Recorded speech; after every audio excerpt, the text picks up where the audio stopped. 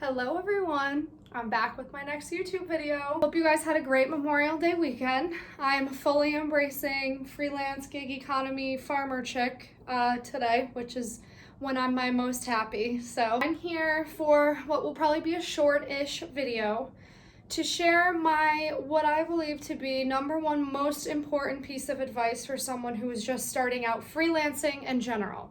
This does not just have to be for the writers today.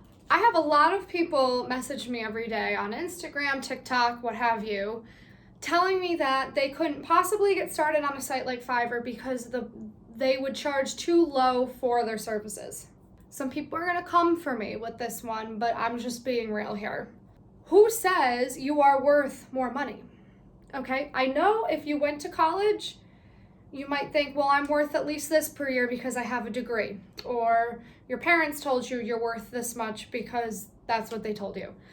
Or you know that you're really good at what you do, and you might be really good at what you do, so you think you're worth more than earning $10 to $20 per hour on a freelancing site.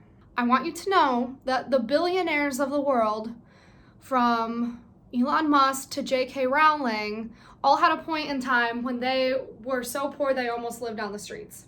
That doesn't discount how smart they were or how talented they were or what they were worth. It didn't mean any of that. It just meant they had to earn their keep in their respective industry. The point of this video today is me telling you that you aren't better than what anyone will pay you for your services when you're starting out freelancing. How much does everyone hate me right now? I'm just like, this is real talk, okay? And it's just, I think it's very important that a lot of people hear this. When you are first getting started freelancing, you are not worth more than what a buyer wants to pay for your services for a few reasons. One of them being, you don't have any experience. Even though you might have an expertise or a certification in what you're offering, you still don't have the industry experience that someone who's been doing it for 10 years does have.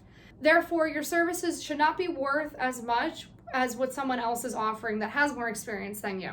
The second reason is you need to prove yourself to this person, just like we need to prove ourselves to everyone every single day.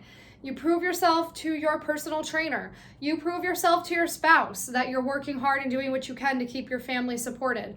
You prove yourself to your children that you're a good parent. Every single day when we wake up and we choose to get out of bed, we're proving ourselves in some capacity to the people and things around us. The same thing holds true for your freelancing. Unless you are a Fiverr Pro seller who has been with the platform for 6 years, you have to prove yourself. You have to prove your keep. You have to earn your keep. This is a very old school concept with apprenticeships, internships, that kind of thing. Industry experience is not something you can learn in a textbook. It's not something your mentor can just put into your head. It's something you have to go out there and learn on your own, which means when you're first getting started freelancing, you are not worth more than what someone wants to pay you for. I'll have people say to me, well, that's fine and dandy, but I can't live off of that. If that's your mentality, freelancing and entrepreneurialism might not be for you because you completely miss the point here. If you can only earn $50 per day on a site like Fiverr in the beginning, why don't you get on 9 other sites like Fiverr that will pay you $50 per day? If you do the math, suddenly you're earning $500 per day just starting out. I think I got that math right, guys. I'm a writer, don't come for me. When I first started working for myself, I didn't just rely on Fiverr. That would have been very stupid of me. I started my own social media management company called Social Me Media, and I've opened up a few other things with my mom. I had a press release distribution company, a website design and development company, and all sorts of other odds and ends, things that I was not above doing to make ends meet. While I was doing this, it enabled me to still live in New York City as I grew my Fiverr. Now, it took me 3 years on Fiverr to hit 6 figures, okay? When I first started on Fiverr, I charged $5 for a blog. I charge $100 for a blog today because I have 5,000 5-star reviews on my profile proving to people I am worth that $100. If you come into this with the attitude that you're already too good for what people will pay, you're not going to get anywhere with this. You need to be humble about it. You need to exhibit humility. You need to just be excited that you're freelancing at all. Thought of working for little to no money doing something you don't even like sounds terrible, then maybe freelancing is not for you. Or maybe you have the wrong thing that you're pursuing. Maybe you're not pursuing your passion. So the next time you wake up and think, well, I'm too good for that platform, well, I'm worth more money than that, just know, again, your Gary V's, everyone, none of them ever had that attitude, and they still don't. I make a lot of money on Fiverr today. There's no secret about that. However, I'm still open to discounts when people message me.